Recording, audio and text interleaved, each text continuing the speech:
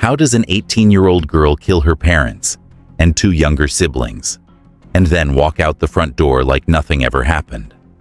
March 6, 2025 started like any other school day in Killeen, Texas. But by 6:42 a.m., the neighborhood on Sunridge Drive had turned into a horror scene. A neighbor, out walking her dog, noticed a strong metallic smell leaking from the Howell residence. Thick, sour, unmistakable. She called 911. When police arrived, the front door was locked, the blinds drawn, no sign of forced entry. They breached the house at 7:13 a.m. What they found inside would shake even the most seasoned officers. The father, Thomas Howell, 44, was found slumped in a recliner in the living room. A single deep stab wound under his chin, head tilted at an unnatural angle. In the master bedroom, Jennifer Howell, 42, was discovered on the bed, eyes open, throat cut clean. In the shared bedroom at the end of the hall, two children, Matthew, 9, and Olivia, 7. Still in pajamas, both stabbed multiple times in their sleep. No struggle, no screams, no chance. The killer had moved from room to room in complete silence. Methodical, precise, ruthless. And one family member was missing, Lena Howell, the oldest daughter, 18, an honor student, captain of the school debate team. Her bed was made, her shoes were gone, her phone left behind. No blood, no note, no explanation. Authorities issued an Amber Alert, but not to find her, to find out if she was still alive or already running, because the crime scene didn't suggest panic. It suggested a design. Every room had been wiped. No fingerprints, no DNA. The kitchen knives were untouched. The murder weapons still missing. Detectives noticed the front door had been locked from the inside, then deadbolted using a secondary latch only accessible from within. So how did the killer escape? A bedroom window was cracked open, screen removed, no footprints below. Just one set of shallow impressions in the wet soil, small, light, like someone had planned it, like someone had studied the angles. At 9:03 a.m., while forensics were still gathering evidence, Lena Howell was marked officially as a person of interest. Not a suspect, not yet, but everyone felt it. The silence in the house wasn't just eerie, it was engineered. A calculated calm, and only one person had been calm enough to vanish, while 4 bodies bled in their beds. By the morning of March 7th, the town of Killeen was frozen in fear. The kind that doesn't scream or shake, but sits in your chest like a cold stone. Because nothing made sense. Not the locked door, not the missing weapon, not the teenage girl whose face was now on every screen in Texas, with the words, "Person of interest," stamped in bold beneath it. And neighbors whispered as if speaking louder might summon whatever evil had passed through that house. Some said it had to be a stranger, a drifter, maybe a break-in gone wrong. But detectives already knew better, because there were no broken windows, no signs of forced entry, no valuables taken, only death, delivered quickly, silently, with surgical precision, and above all, intention. And the most chilling detail wasn't what they found, but what they didn't. Lena's room was untouched, spotless, her school bag missing, a journal half burned in a waste bin, pages torn out, edges blackened, but one fragment remained, a single line scribbled in pencil. A cage is still a cage, even when it's painted in love. And that was the moment everything shifted, because this wasn't just about blood. It was about control. And the longer Lena stayed missing, the more people wondered if she was hiding or waiting. Her classmates told reporters she'd been quiet but smart. always composed, never raised her voice. But one girl remembered something strange. Lena once asked in biology class if rabbits feel fear before death, and when the teacher said probably, Lena just smiled and said, "I think it's better if they don't." And suddenly her silence didn't seem shy. It seemed calculated. And while the forensics team processed the Howell house for the second straight day, a psychologist was brought in, privately, quietly, to review Lena's school records, her past therapy notes, and what he found made the sheriff go pale. Because 3 years earlier, Lena had been diagnosed with subclinical psychopathic tendencies, flagged for manipulation, emotional detachment, high intellect, low empathy. But her parents had pulled her out of treatment 6 months later, citing overreaction, and the file was buried, forgotten, until now. And as helicopters circled the woods, and search dogs combed the highways, and newscasters called her the vanishing daughter, everyone began asking the same question. Not where she was, but how long she'd been planning this. Because no 18-year-old kills 4 people in their sleep without a single sound unless she's been rehearsing it in her head. For years. By March 9th, the missing girl had become a ghost story, a face that flickered on TV screens and lingered in the corners of conversation, not just because she had vanished, but because she had done it so well. And then came the twist. The moment that made even hardened detectives lean forward, because a surveillance camera from a gas station outside Waco, time-stamped 3:14 a.m. on the morning of the murders, showed Lena Howell stepping out of a white sedan, wearing a black hoodie and gloves, her hair pulled tight under a baseball cap, and she wasn't alone. Standing beside her was someone else. Taller, broader, face obscured by a hoodie. No clear features, but their presence shattered the idea that Lena acted alone. Because if there was one accomplice, there could be more. And if there was a plan, it just got deeper. Investigators froze the frame, enhanced it, traced the plates. But the vehicle had been reported stolen 2 days prior, wiped clean, and later found abandoned near a hiking trail, torched beyond recognition. Inside, a single item survived: a melted plastic name tag from a fast food job. First name barely legible. Devin or Kevin. They weren't sure, but it was enough.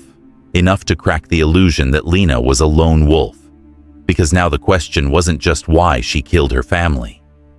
It was who helped her, and what else were they capable of. Her search history, pulled from a cloud backup, added fuel to the fire. How to disappear in rural America. How much blood loss causes unconsciousness. Painless ways to die. Can minors be charged as accomplices? And deeper still, they found photos, snapshots of her family at dinner, each one labeled by hand, asleep, fragile, blind, a language of contempt, hidden in plain sight. But then came the darkest part, in a deleted file recovered from her old tablet. She had written a short story for a creative writing assignment, a fictional piece. The teacher never reported it, but now it read like a manifesto. It described a girl who drowned her family in silence and fire, and walked into the woods barefoot, shedding her name like old skin. And in the last line, the girl writes, "Some homes aren't homes. They're traps with windows." That sentence cracked something in the lead detective, who later admitted he didn't sleep for 3 nights. Because the more they dug, the clearer it became. Lena hadn't just snapped. She had architected this, piece by piece. And whoever the second figure was, they weren't random. They were chosen, trained, and trusted. A double shadow in the plan. And if that person was still out there, then Lena wasn't running. She was moving towards something. By March 11th, What started as a manhunt had turned into something colder, more surgical. A dismantling of Lena Howell's double life. Because with every search warrant, every digital trace, the illusion of the perfect daughter fell apart. And what stood in its place was a mind sharpened by years of silent rebellion. Not loud, not reckless, but exact. Forensic teams combed through her bedroom again, this time with blacklight and patience, and behind a loose baseboard. They found a notebook, cover ripped off, pages filled with diagrams, charts, timelines, one titled Sleep Cycle, Approximation. Dad 11:24 p.m., Matt 9:08 p.m., Mom 10:41 p.m., Olivia irregular. Another labeled pressure points, instant silence, and in the margins, single words written in ink so heavy it bled through. Detach, sever, release. And then came the receipts, hidden in a folder on her email draft server. Never sent, never saved, just composed and abandoned. One for a tactical knife ordered under an alias, shipped to a P.O. Box 2 counties over. Another for a bottle of powdered diphenhydramine, an over-the-counter sleep aid, but in high enough doses, enough to paralyze. Slow breathing. Buy time. And that's what this all was. Time. Bought and counted. Like a currency only she understood. Because Lena didn't rage. She waited. And while the media painted her as a demon or a genius, the truth felt worse. She was neither. She was quietly aware of what she was becoming, and chose it anyway. The biggest break came not from the gas station footage, not from her search history, but from her school's Wi-Fi logs. Because 2 weeks before the murders, Lena had logged into a private VPN from the library and connected to a chat room on the dark web, its name encrypted. But its conversation logs weren't.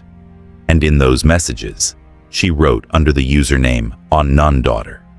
And she wasn't talking to strangers. She was talking to someone who called themselves Halo Zero, a handle later traced to a burner laptop purchased in cash from a pawn shop in Dallas. Same day, Lena took a supposed college visit alone. The chats read like cold poetry. I know where the blade goes. I just don't know if I'll feel it. And they named me Lena. I renamed myself Exit. And then, most chillingly, you said I'd be free after 4. I've sharpened every number. And that was it. 4 bodies, 4 steps. And whoever Halo Zero was, they weren't a stranger. They were her mirror, her match, her silent conductor. And if Lena was the blade, this person was the hand that steadied it. And suddenly, the blood on the floor didn't feel like the end. It felt like the start of something scripted and unfinished. By March 11th, what started as a manhunt had turned into something colder, more surgical. A dismantling of Lena Howell's double life. Because with every search warrant, every digital trace, the illusion of the perfect daughter fell apart.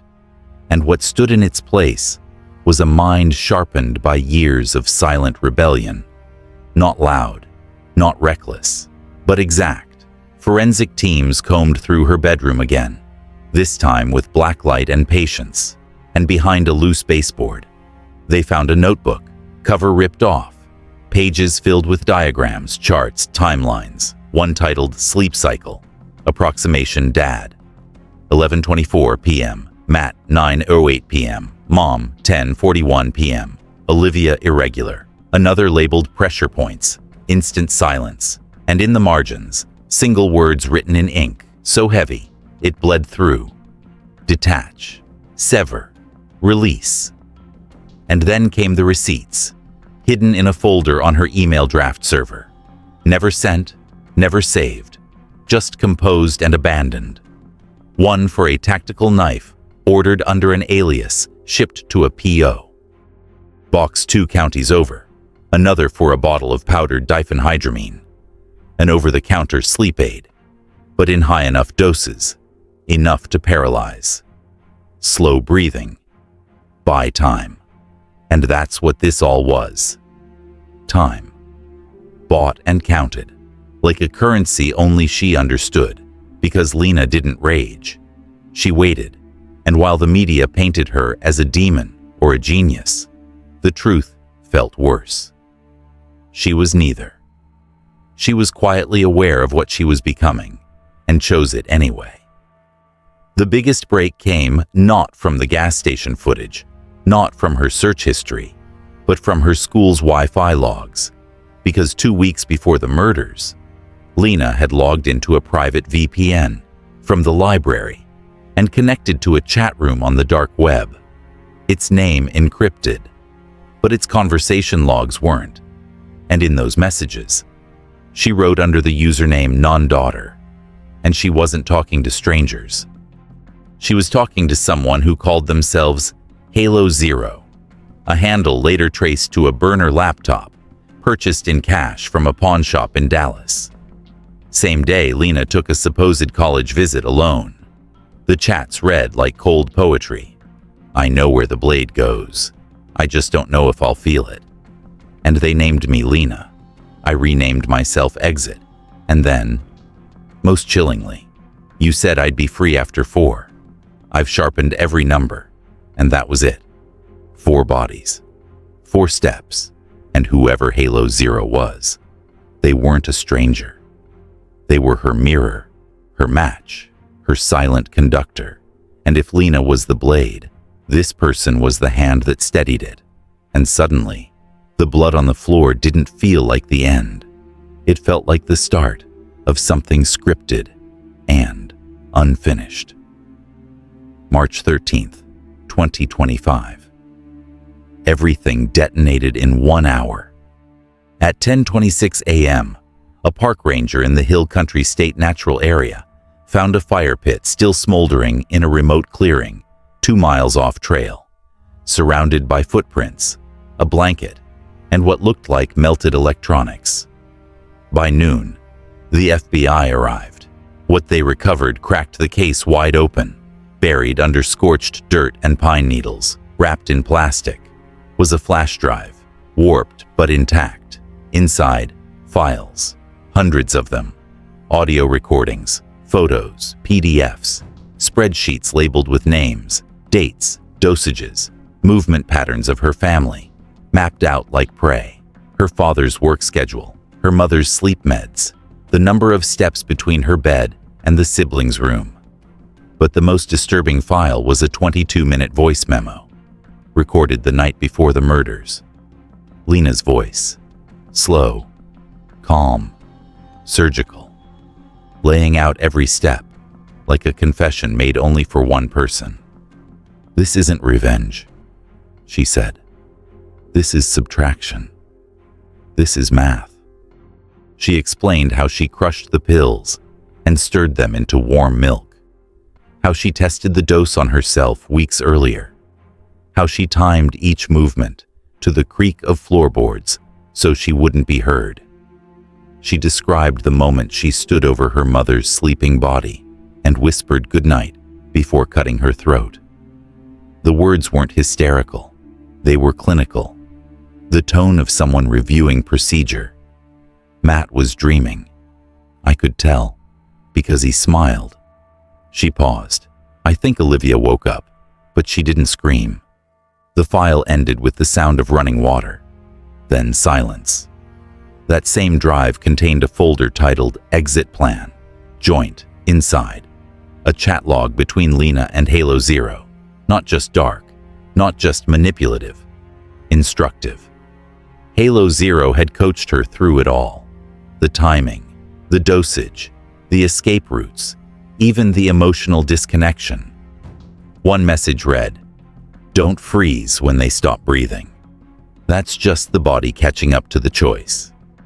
Another, "If your hands shake, grip the blade tighter. Weakness is noise." But the final line chilled everyone in the room. "After you're clean, I'll meet you where the fire ends." Suddenly, this wasn't just a murder. It was a ritual, a graduation.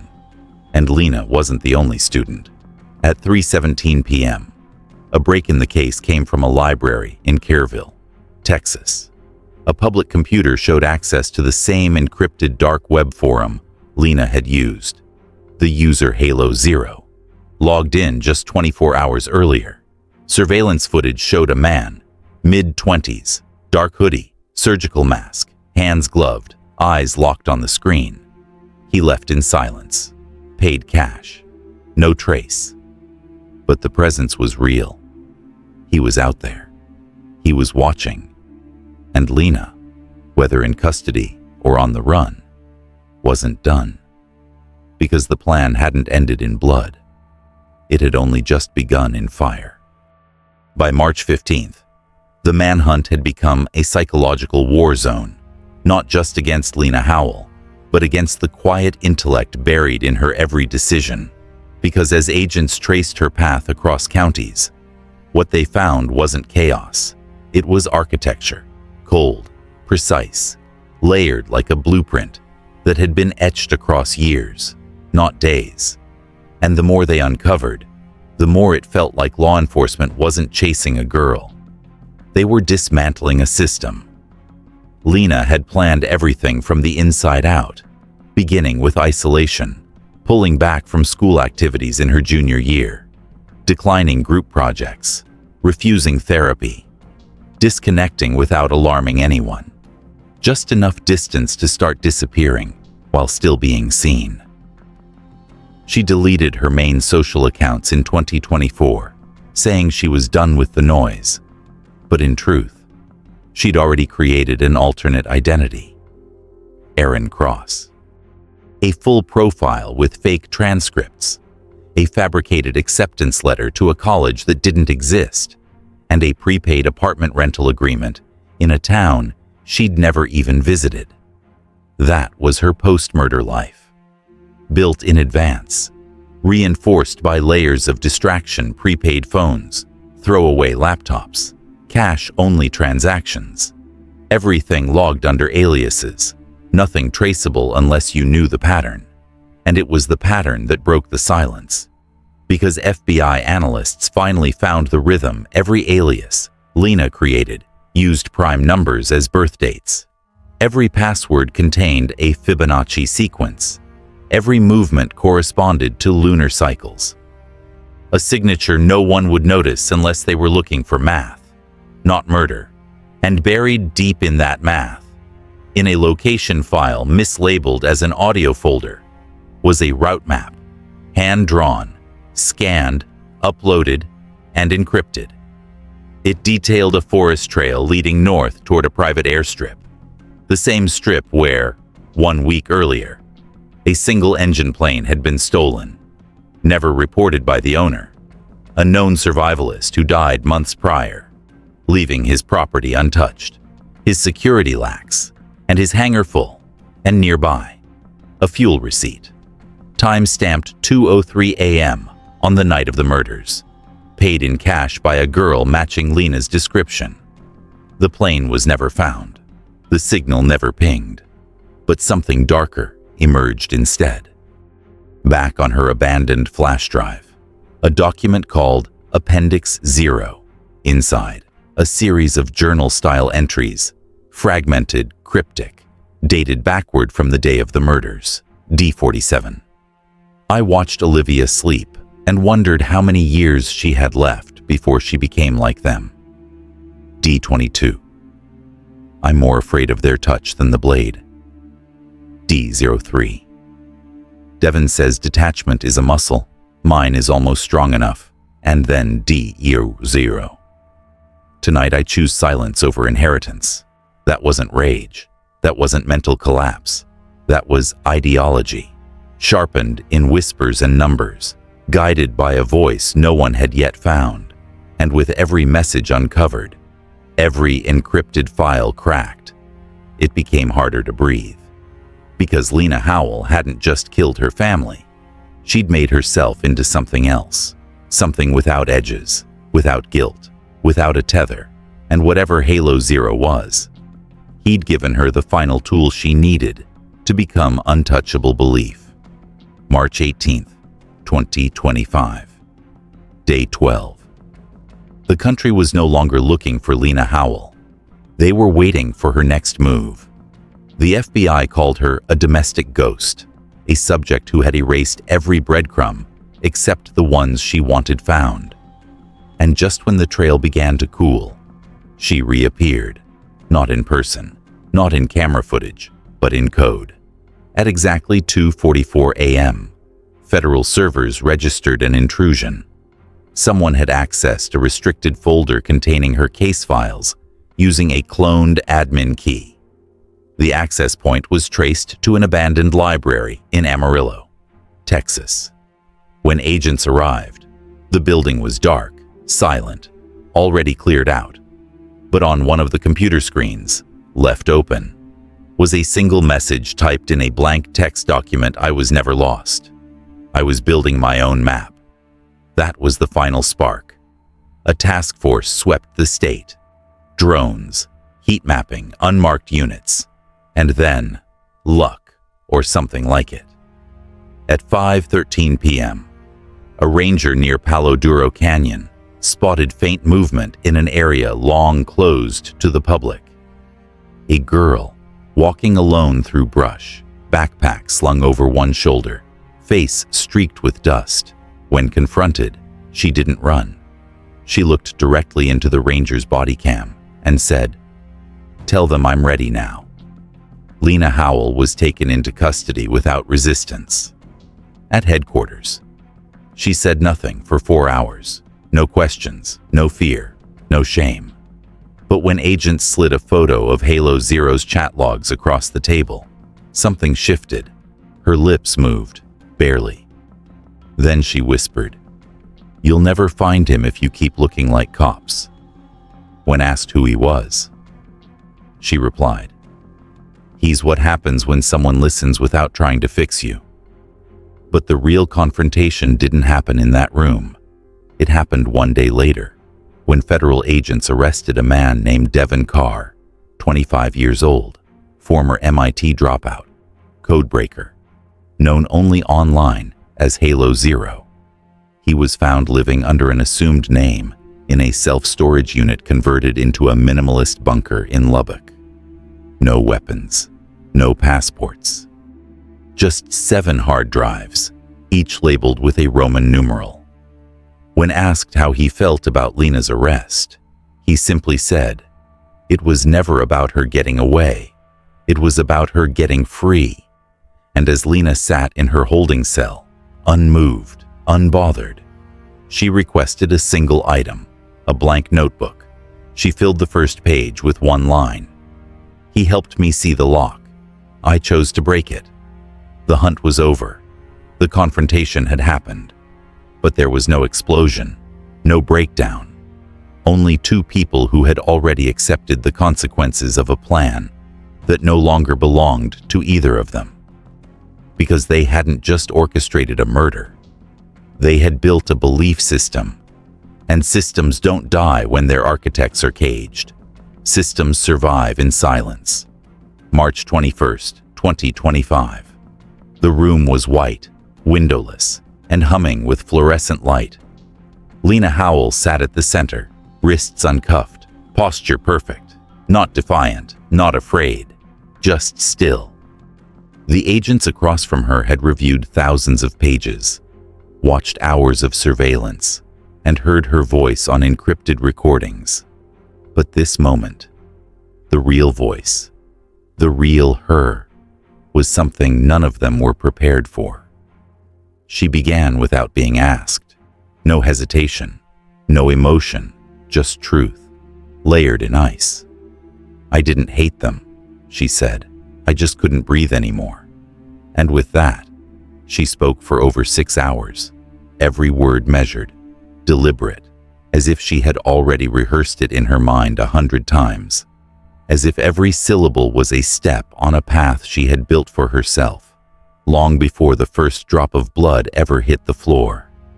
She detailed the structure of the plan, not from the night of the murders, but from its inception. "It began the day I realized they would never stop speaking for me," she said.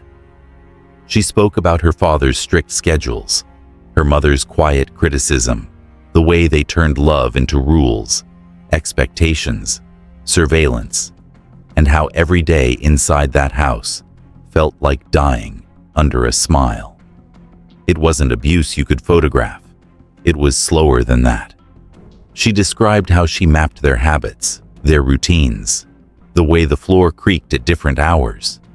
She tested their trust like someone checking for weak spots in a wall. I became invisible so they could feel safe. And when they were most comfortable, I made my exit. When asked about her siblings, the only time her voice cracked was in a single sentence. I loved them too much to leave them behind. The agents froze. She continued, if I had run, they would have taken my place. 2 new versions of me, programmed, controlled. No, I ended the cycle. She admitted that the decision to kill wasn't made in rage. It was calculated, cold, clean. She used the word surgical. She compared the night to a reset switch, and when pressed about Devon, about Halo Zero, she didn't blink. He didn't tell me to do anything. He listened. That's more dangerous than people realize. She claimed the chat room wasn't about violence, but clarity. That in Devon's words, she found freedom, and in that freedom, she found a choice. She spoke of the silence that followed the killings, not as relief, but as transformation. It was the first time I ever heard myself think. No tears, no apologies. She didn't ask for leniency. She didn't ask for understanding. What I did was unforgivable, she said. That doesn't mean it wasn't necessary. When they turned off the recorder, no one moved. One agent wrote later in his report, it was like speaking to a ghost that never knew it died. Because in that room, Lena Howell didn't sound like a murderer. She sounded like someone who had been buried alive and clawed her way out with a scalpel. By the end of March, the nation wasn't just watching Lena Howell. They were arguing about her, dissecting her face, her tone, her notebooks, her silence, because the trial hadn't even begun. And already she had become something more than a suspect, more than a killer. She had become a symbol, and like every symbol, she was polarizing, terrifying, magnetic. Some called her a psychopath, a manipulator with no soul. Others called her a survivor. The consequence of emotional captivity so long and so quiet no one had heard it until it screamed in blood. The hashtags clashed across every platform, and it didn't stop there. College students staged protests claiming Lena was the extreme product of parental authoritarianism. Conservative radio hosts called her the end result of therapeutic culture gone unchecked. News outlets ran her diary entries like gospel or warning depending on the angle. One headline read, "She murdered for air." Another, "America's sweetheart turned slasher." Psychologists were dragged into debates they didn't want. Trauma specialists on one side saying she showed all the signs of long-term emotional gaslighting. Forensic analysts on the other, saying she was pure pathology, dressed in teenage skin. Meanwhile, her former classmates were flooded with interview requests, book deals, offers to sell their stories. One teacher said she had once seen Lena staring at a wall during class for 10 straight minutes. And when asked why, Lena replied, "I'm practicing stillness." That teacher later cried on camera, saying, "We all thought she was just quiet. We had no idea she was planning something like this." But the most polarizing moment came when a leaked recording of Lena's confession hit the internet, raw, uncut, her voice cold and clear saying, "If freedom requires blood, then I made the payment." The line became a viral soundbite, remixed into music videos, into digital art, even printed on t-shirts, and beneath the chaos, a darker subculture bloomed. online forums where young people posted journal entries about feeling trapped, unseen. Some quoted Lena like scripture, others shared plans, fake or not, no one could tell. Federal agencies flagged dozens of accounts, but the damage was done. The idea had taken root, and through it all, the families of the victims, grandparents, cousins, godparents, were left shattered, unable to bury 4 bodies without hearing chants outside the courthouse about how maybe Lena was right. One of her mother's sisters collapsed at a press conference screaming. She murdered her little brother, her baby sister, and people are calling her a prophet. The soundbite ran on loop for 2 days, but it couldn't stop the tide, because Lena wasn't just on trial in a courtroom.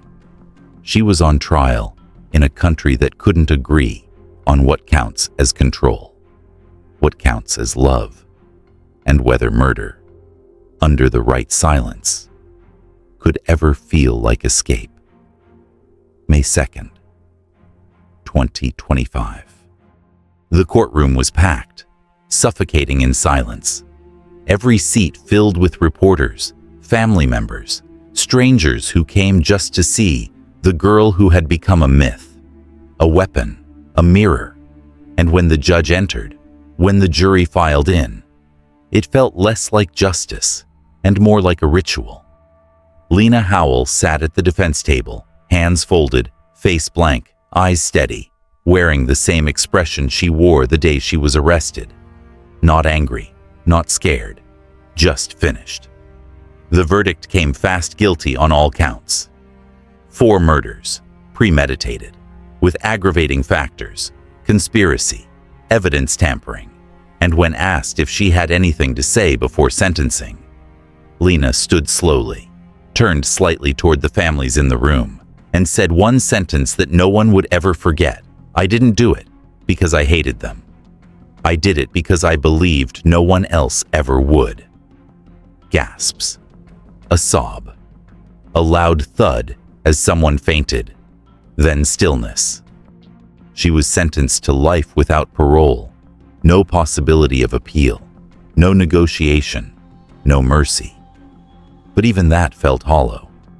Because everyone knew. This wasn't about keeping her locked up. This was about keeping the idea of her contained, outside. Protesters clashed with supporters. Candles burned beside posters reading, "Let her speak and caged children don't grow wings." Others screamed, "She's a killer, not a cause." And across the country, classrooms debated her motives. Podcasts ranked her among the most calculated minds of the decade. Therapists warned of the damage she had caused. But none of it could reach her. Not really. Because Lena Howell didn't cry, didn't scream, didn't flinch when the door of her cell slammed shut. She just sat down and began to write.